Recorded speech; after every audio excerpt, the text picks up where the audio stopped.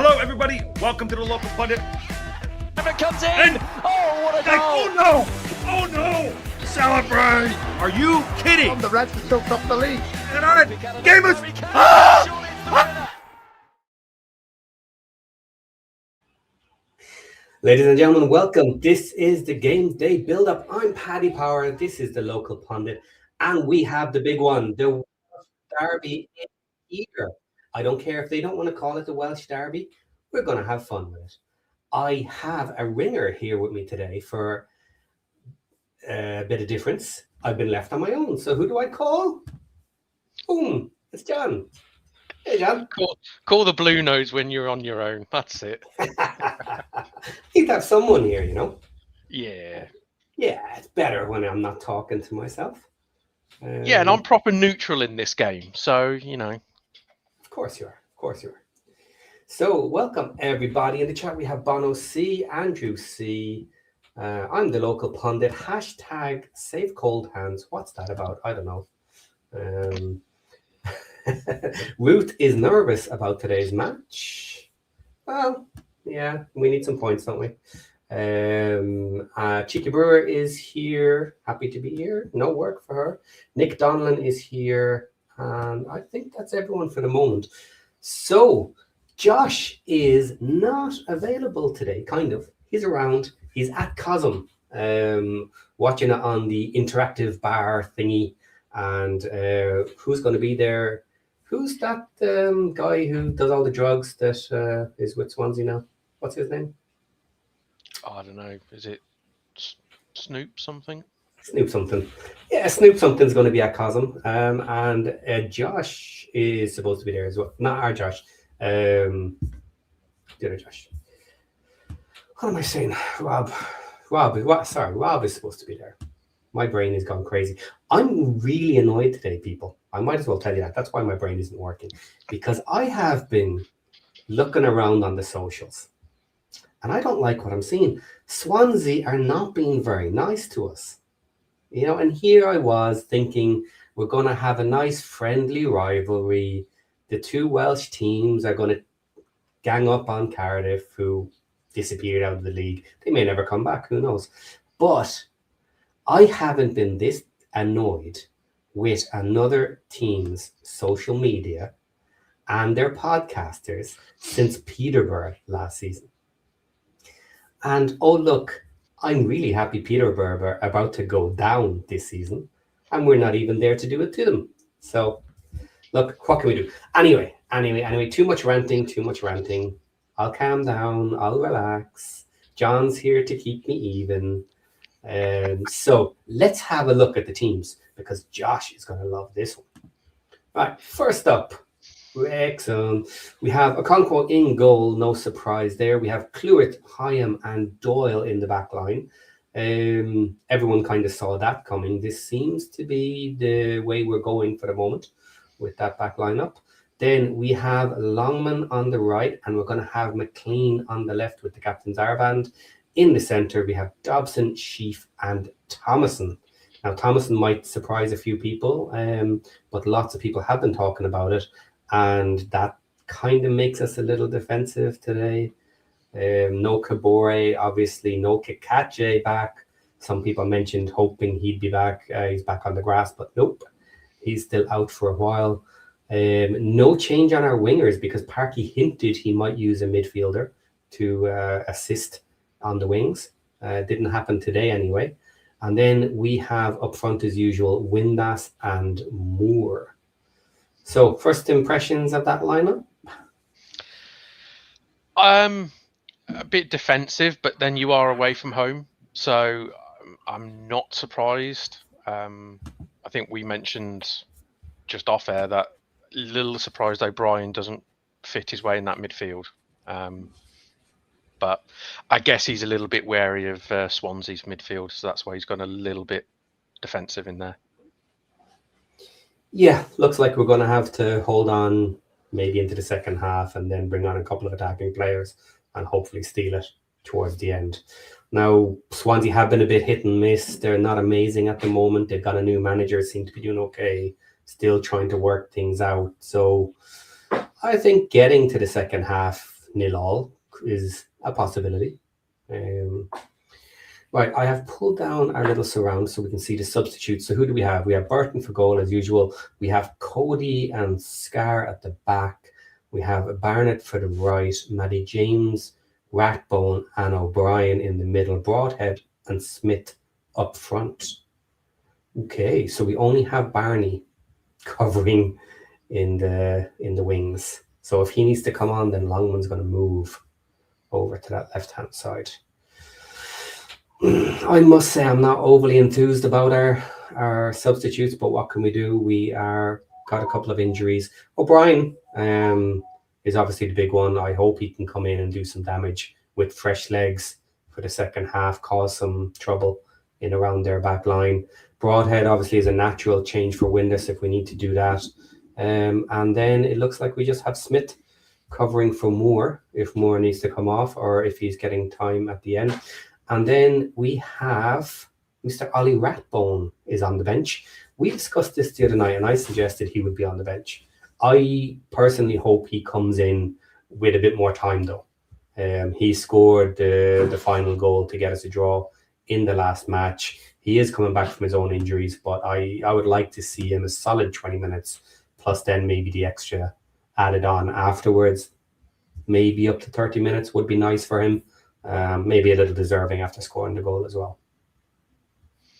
Yeah, you want him to increase his minutes, don't you? Coming back from a long-term injury, let's be honest. Yeah. It's important he gets more and more minutes under his belt. So yeah, he should be good to, like you said, do 20 minutes, half an hour. I think. When did he come on last game? Right at the end, very late. Now he did come back from a long-term injury, but then he played and then he got some small injuries afterwards which took him back out again, which obviously hurts him, but a bit of a mixture there. But he does need to prove himself pre-January. A lot of changes with our window coming up, so I do not think he's the first couple on the list to lose out on their spot in the January window, so he might still be okay with that, but preferably you would like to lock in that spot and show that you're deserving to be there and deserving of minutes. Okay, so I'm going to pull up the Swansea. So here is Swansea. We have Vigoro on goals. We have Kabanga, Stemenik, Vidal, Vipotnik, Timon, Burgess, Franco Inusa, Galbraith and Ronald. We mentioned just before we started, Galbraith has been playing in the back recently for them as cover, but he is a midfielder. But what do you think of that lineup? It's very similar to the last couple of matches, a few differences, but doesn't seem to be any crazy changes for them. No, very much like the 4-2-3-1 that I think they pretty much played all season, even under the previous manager. So I think just personnel changes. It'll be interesting, like you said, with Galbraith playing right back because he is naturally a midfielder, but he has done it for the last couple of games. I don't know whether that's out of injury or simply because current fullbacks are out of form and he's fitted in. But yeah, they got some dangerous players. There's some good players in there, and Vipotnik is, as the goal scoring chart show, he can score some goals, that lad. Yeah. Yep. So this is going to be a big one today. It's a weird one, isn't it? Because Swansea are majorly down on the table. They've made a manager change. They've been all over the place. A couple of decent results. They're all over the social media. They seem to be unhappy about the idea that we can claim that we're the best Welsh club in the leagues now that Cardiff has been dumped out and we're ahead of them on the table. I almost just want to beat them because they're behind us and keep them there. We need points from anybody. I don't care who it comes from. And it's a winnable match today. But I don't think we have won away for like 9 weeks or something. It's been quite a while since we've actually won an away match. A lot of draws. It's actually set up quite nicely because I think going into the game, I think you guys would say it's a winnable away game. And I think equally Swansea will be set there going, it's a winnable home game. I think both sides will look on it as a good chance to get 3 points. So you'd like to think it'd be a bit of an open game, but I'm not sure it will be. Yeah, you would expect Swansea to come out and attack this one, I think. And maybe that is what Barkey is thinking, is when teams will attack us, we do get opportunities to counterattack, which is what we like. So going heavy in defense in order to hold up to that attacking, I guess he just feels that the rest of the team will find chances. And they usually do, even if we have issues with possession and stuff like that, we will usually find chances. So it seems like he's going with that one. Will it hurt us a lot if we lose this? I really think it depends on how we lose it.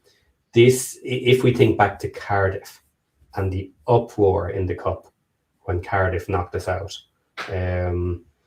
things went a little crazy for a while there. And this is somewhat similar. I do think it's less though. I don't think people have been as crazy about this upcoming match. And I think it's probably because we'll play them twice and it's away. You know, that maybe lessens the impact of the cup and getting knocked out of a competition. Plus, of course, they were League One side, technically, which also makes a difference. So people were really unhappy about it. Yeah, I think that was the perfect storm, wasn't it? You played a local side, shall we say, for the first time in many a year, where you were probably the favourites going into the game in that Cardiff game. So to lose it in the manner you did, I can understand there was a bit of a backlash.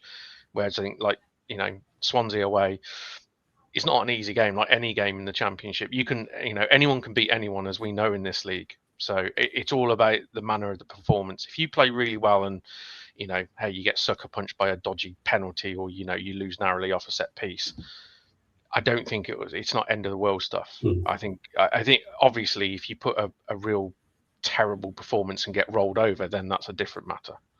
Yeah. Tom Evans is chiming in here. Losing to Cardiff is worse than losing to the Swans. We don't really hate Swansea like we do Cardiff. This is one of the reasons, actually, that I was maybe thinking that we were going to be a bit more friendly in this match. That maybe Swansea would kind of look at it as a little bit of an opportunity for the two of us to gang up on Cardiff.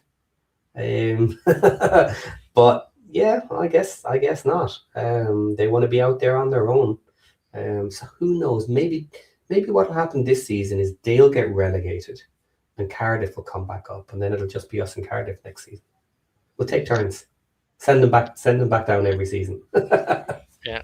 Can't have three Welsh teams.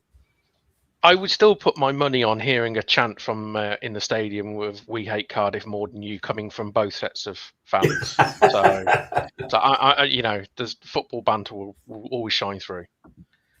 Yeah, and look, maybe it will be a bit more friendly in the atmosphere when it's actually there. So we'll see.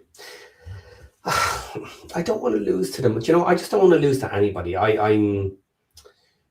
We've had too much of a run of draws, run of losses in that last 6, 7, 8 game period. When you start looking back, we need to start pulling some points here, and we have Sheffield United coming up next, and that is very much one of those. What team is going to show up? They can be great on their day, and they can be absolutely horrendous so far. So that's a dodgy one. For me.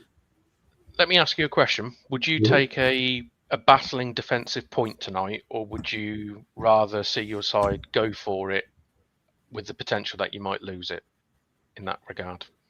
So would you rather see an attacking game of football where you try and win the game, or would you rather see if somebody offered you 0-0 right now, would you take it? I would prefer the single point. Because of the strength of our team.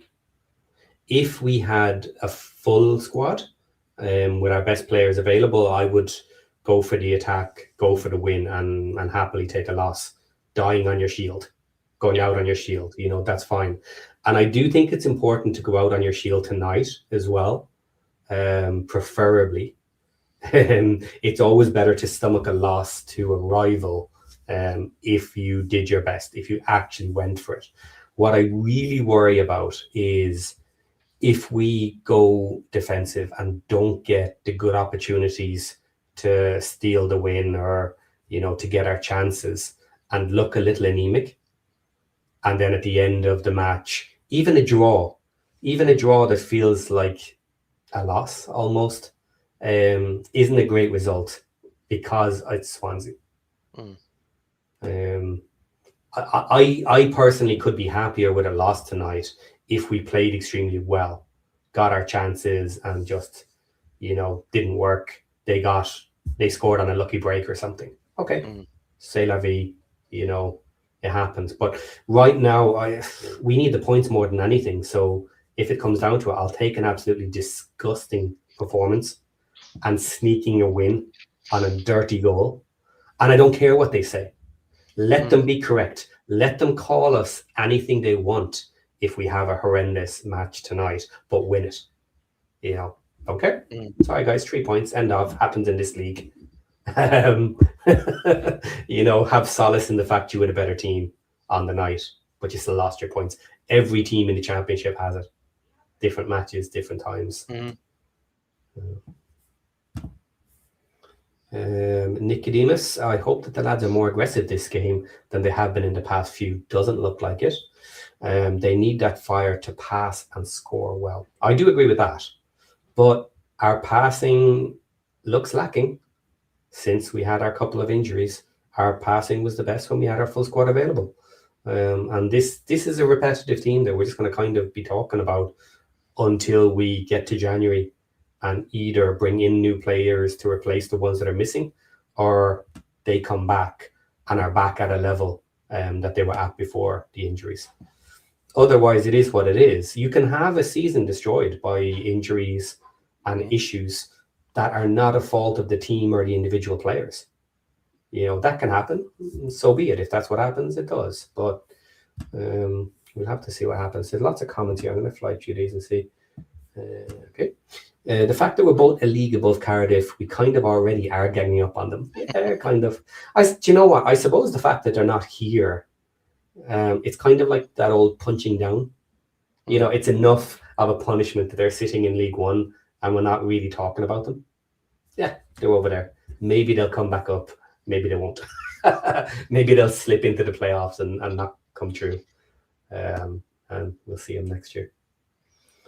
A lot of people are calling for a draw tonight and losses. There's not a lot of positivity in this chat. And you see, I'm with you, Paddy. Enough with all the draws. It's time to step up. This is why I brought this up. A bit of positive. Nicodemus. I just don't get how the passing has been so shite for a few games when they used to have laser aim prior. I'll tell you how. It's somewhat simple. When our wingers were playing better, they were stretching the other teams. They had to monitor both sides of the pitch. They had to be more careful in midfield, so they couldn't overload as easily. When they overloaded, it cuts out a lot of the passing lanes, a lot of the passing opportunities, and we just simply are not extremely quick at our passing. So we need those open channels to do it. Some of our players have shown that they can do amazing long passes, and it's one thing I'll give Dobson, and I will occasionally give Dobson stick for the things he can and can't do. He can put through a lovely long ball at different times on the floor, but his thinking about the passing, it's not instant for him. He needs a second on that ball to look up, look around him for the short passes, for the quick passes. There's too many of our players, I think, take the easy pass backwards than actually being aware of where everybody is around them and finding those triangles. And I do think other players are not quick enough in giving those options. They're not looking for the ball, which is not good, because you have to be available for those passes to make it easy for people.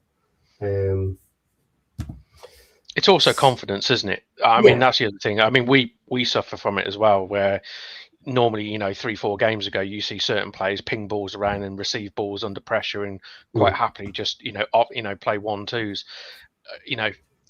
you can't sort of underestimate, if not a few bad results, but you don't win for a couple of games, the confidence does take a little knock. So certain players do need to get the confidence back in every team. So Sean has said it here, which is quite interesting.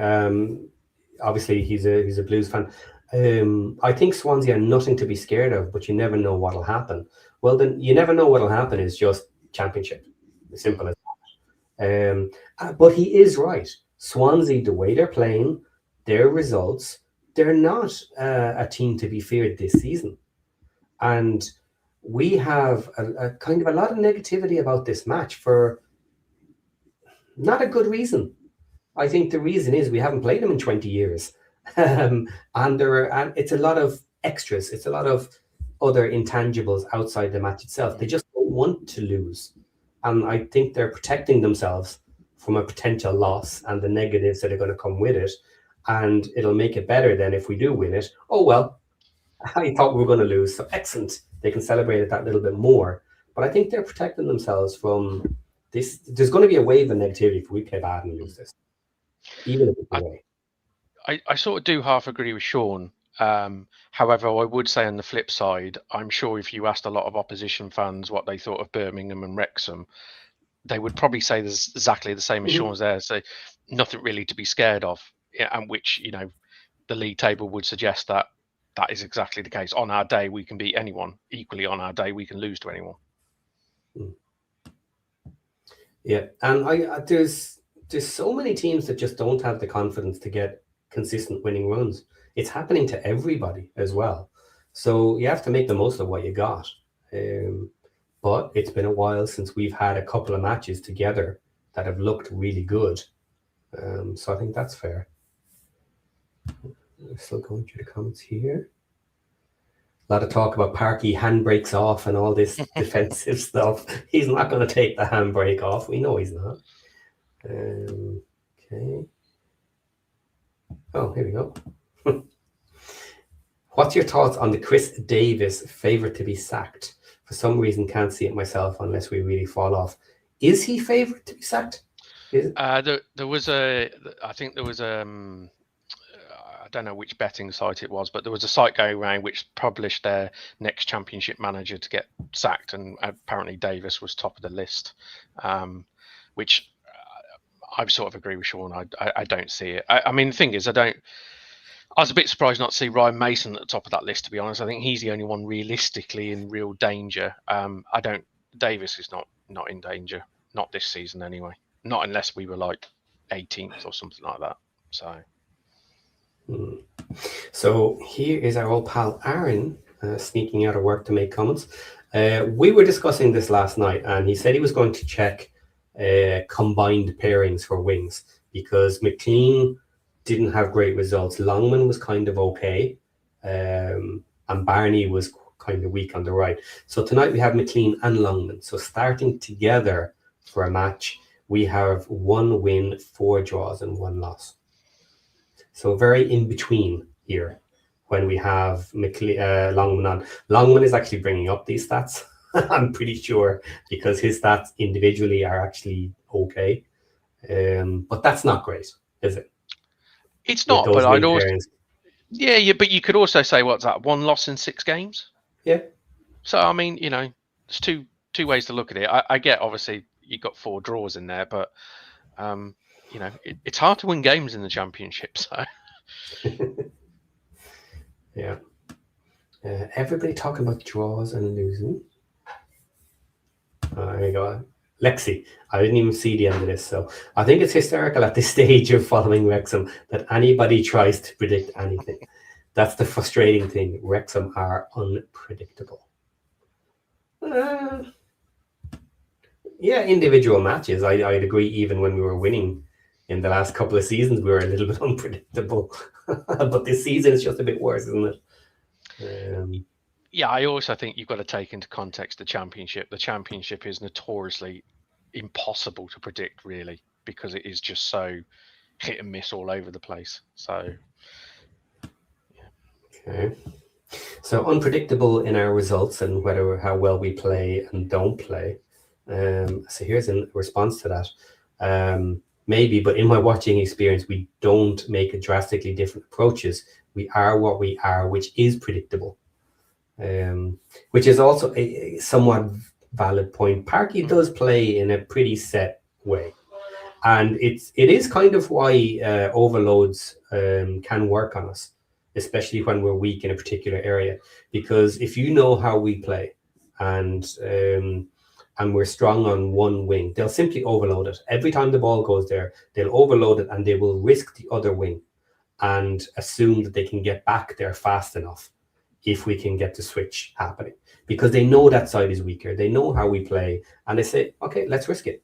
This is the danger point. We only have 1 or 2 danger points at the moment when we have some missing players. So if you go all in to close those areas, we're in trouble. We're in trouble. Yeah, I think it's one of the big differences between League One and Championship that I noticed was that I think last season teams didn't really change much. They had their way of playing, and that was kind of it. Whereas in the Championship, the quality of manager and quality of coaching staff is better. There's no two ways about it. So teams will change, or they if you've played a certain way for 8-10 games and it's been successful, teams will have, they do their homework. They will figure out ways around it, or they will try and counter it. I didn't get the impression in League One that really happened at all. Whereas in the Championship, it certainly does. So yeah, you've always got to be progressive and thinking on your feet. Yeah. Rick Miller's asking a question here. Was there 1-4-1 earlier in the year before we started playing Kabore? No, it wasn't. It's a mixture throughout the matches. Because if you think about it, yes, at the start of the season, we did have Longman playing quite a bit, and we had McLean playing in those early matches. Then we had a mixture from there, and then we had our main wingers go down, and now it's back to a mixture of Barney, Longman, and McLean. So it's actually spread out over the whole lot. And Longman didn't play every match either. So it's a little bit of a mixture, but yes, McLean would have had a lot of play time in those early matches where we didn't do well, when we didn't have any of the new players, kind of, or just a couple, let's say. So that's fine. Okay, I'm going to bring up some of the social media stuff. Let's show it, because I'm calm now. I'm relaxed. I was going to say the last time you lost it with an opposition podcast and fan base, you ended up with their shirt. So I'm just saying. And you know what? That's someone, I didn't show it, but in the comments, someone said, "Oh no, is Paddy going to end up wearing a Swansea shirt?" Hopefully not. Yeah, no, I don't think I'll go that far. I don't think I can do that now. Right, so this was Swansea. They posted this on their official channel, which is why I don't like this. I'm going to have to scan through this, guys, so bear with me on this, because the music they use, I'm pretty sure is copyrighted, so I won't play too much of it. So...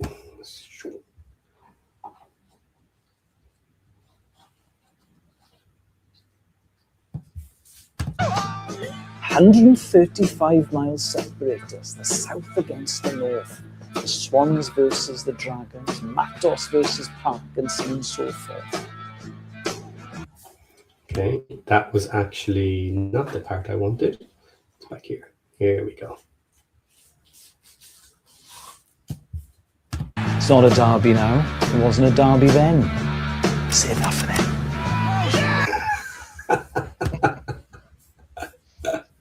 Okay, look, I'll give them that one. That one's a little bit funny. They have their local derby and they have their local Welsh derby, so that's fair, But guys, we've been out of the league for a long time. We were in the wilderness for almost 15 years, or for 15 years. So, we want our little derby. But for a team that is saying, "Oh, it's not a derby, it's not important," do you make videos like this for every opponent? Do you put this much effort into a match that's not important? Come on. Yeah, I mean, it's kind of like, let's be honest, it's like Blues and Villa and us posting this about when we played West Brom. We just wouldn't, because it's just not. So Yeah, I think, let's be honest, they've tried to take the moral high ground and take a little pop at the same time. Yeah. So next one.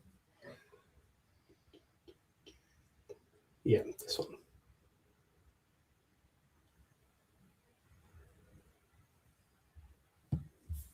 And it's a beautiful goal. A tale of two very different stories since last fought. For us, League Cup glory and the rise to the leagues. Earned, not bought. That's the one everyone's pissed at. That's the one everyone's really annoyed about. Okay, earned, not bought. Now look, they were at the higher leagues for multiple years. They built up their teams as others did. That's fine. But then they went into the Prem, and what happened? They stayed for a couple of seasons, made lots of money. As soon as they got into the Prem, they sold for roughly 100 million. And then let me change this. I'm gonna go deep on this now. This is really annoying me. Okay, so let's swap this. Move that one. Stop screen. Share screen. This one. I get the impression they've got a little bit under your skin here, Paddy. They have a little bit, yeah, just a little bit, right? Just a little bit. Yeah. They got in the Prem, they got bought, got their 100 million, got players, blah blah blah, and then what? 1, 2, 3, 4, 7 seasons later, got dumped out, back into the Championship, 10th, 6th, 4th, the only time they got into the playoffs, 15th, 10th, 14th, 11th, and now they're in danger of actually getting dumped out of Championship as well. So what did they do with all that money? Let me ask. Were they sustainable? Did they live within their means? Did they figure out how to have a Premier League team? No. They had fun for a while and they got fucked. They got dumped out of the Premier League. And they're now losing a lot of money. A lot of money. They need their owners to actually support them every season until they get back to the Premier League, because they're not sustainable. They're earning about 20 million of their own revenue a season. And now they have brought in new investment again to try and get back up to the Prem. So if you want to be Billy Big Balls and say, oh, earned has to be the way to do it. Well, are you earning your way back up to the Premier League? Are you building yourself back up to get back up there? Because it doesn't look like it. You've now taken investment to try and do it, which other clubs do. So I'm not completely criticizing that idea. But like, you put out something like this, I'm sorry. Yeah, I can. You know what? I can relate to that sort of, that statement about, the that why it got under your skin a little bit, especially the, not bought sort of thing. We hear it a lot. It's an old adage thing that's thrown around by a lot of, shall we say, clubs down on their luck or unsuccessful and have been for a period of time. It's jealousy at the end of the day, because hey, let's face it, every Swansea fan out there would love the money that you guys have got to go and spend and buy players. So yeah, as Sean said, basically every club's unsustainable at the moment. So it bugs me as well, because it's a phrase landed, put around a lot by a lot of, I would say, fans of other clubs, but in this case on social media by, but ultimately they just wish they had money. Yeah, leaving aside kind of all the infrastructure stuff that's going on, because that doesn't really count. You usually take outside investment to do big projects like that, right? If they turned around and said, next season, every club must live within their means. Owners are not permitted to have debts. You must spend only what you earn. Could Blues survive? Yeah, quite easily, I think. Yeah, so could we. So we had some investment in the first couple of seasons to get us moving. Then we paid off the loans with income from new owners who did investment. But the majority of our income is actually coming from the team itself, from our fans, and most especially, I suppose, from international fans. because the last figures we had for 2 seasons ago, it was about 50% international fans and 50% UK fans for a revenue basis of how it's coming in. And some people claim, oh, it's the documentary driving that. Well, so what? So what? Like, how do you earn money these days? You earn it by having a worldwide fan base. And if you and your team can't do that, yeah, it's jealousy. Plain and simple. And talking about jealousy, I have something else to show here now. Because I have a few minutes here before we change over to Ken. Did I tell everybody that? Actually, I said Josh was at Cosm, but I didn't actually say Ken is doing the watch along today. And Josh may actually jump in, but it's getting a bit late now, so I don't know if he couldn't or if he's not ready or what. He was thinking about jumping in, and he may at some point. He's probably if not, he snoozing might. some. He's probably Yeah, snoozing maybe. some VIPs, you know, as Josh does. If not, he might jump on the watch along for a couple of minutes to show everybody Cosm. Okay, new share screen. No, Swansea. Here we are. I'll give a little preview to somebody else's podcast. Why not? These might be my new favorite hated podcast. But I have to go and watch the full thing. I will say this is only a clip, so let's see. Oh, I'm not showing it. You know, like, sorry. and that does matter to us, whether we start like it again. or not. We do want to be. Here I'm we excited. go. I'm excited for it. I think it's impossible not to be. Well, it's the game to be the pride of Wales, really, when you think about Exactly. it. You know, like, and that does matter to us, whether we like it or not. We do want to be the best team in Wales. We don't want to be beaten by any team in Wales. You know, when you see on social media, if we were to lose the game, the Wrexham fans call themselves the pride of Wales, you'd be fucking gutted, wouldn't you? So, you know, it's not a game that we want to They're lose. not, by the way. No. They're And- just a jumped up non-league team. And I think we will win tomorrow. So I think we will, Yeah. or today. For I'm sure they people won't watching. like that one, but Yeah. I just can't get behind them at all, to be honest. There's nothing organic about the way they No. come up the leagues. I just think it's just a little bit artificial. And Yeah. the fact that I wouldn't like them if they weren't Welsh. If to you be compare them honest. to a club like Luton, you know, and you look at what Luton did, you know, it's so different.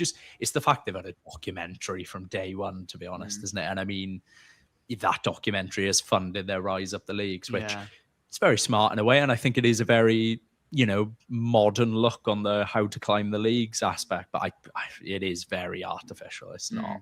No, there's. I mean, 3 promotions back to back. Fair play to them, but there's nothing fairy tale about that. No. I will give it to them. They're trying their best to spin it, but all the elements are in there. 3 promotions back to back, which is not easy. A modern take on how to rise up the leagues. Yeah, how to earn money, how to earn your own money and buy players that are good enough to get you to win. That's how it works. You have to pay winners to play. You know, you have to get the right players, pay them, and then they help you win. So yeah, all the elements are in there. I think behind it, they're probably not bad guys. I think they were trying to piss people off, trying to do a little bit of clickbaiting there. You know, but I mean, well. I remember when Swansea came up to the Championship, you know, and they were absolutely diabolical. So, you know, listening to that, it is kind of funny in a way. It's kind of, you know, I remember where you guys came from, and I remember how bad you were about, you know, when you come up from League One and all that. So, yeah, it does make me laugh. But yeah, I think, like you said, a lot of that seemed a little bit forced to drive a little bit of interest, shall we say? Yes. Okay, guys, we have a couple of minutes left. Let's just do a little bit more of the chat. Talking about Luton, Habs. And what happened to Luton after spending a season in the Prem? Yeah, they lost again last night, didn't they? Okay, Sean is in with the comments. As much as in an ideal world, money would be completely out of football, it's not. So clubs have to do what they can. And this is what is going to be very interesting in the future. And we spoke about this, is all these different areas of revenue that are going to become massively important in the next 10 years. The teams that can diversify and bring revenue in from different areas are going to be the ones that are going to make absolute bank and are going to be able to build a team that will get you into the Prem and keep you there. There is going to be change in the Premier League in the next, I think it'll take minimum 5 years for teams to figure out what they can do. And then it'll probably be 10 years from that point where things will really change because people will get it and will start earning that revenue to get pushed ahead.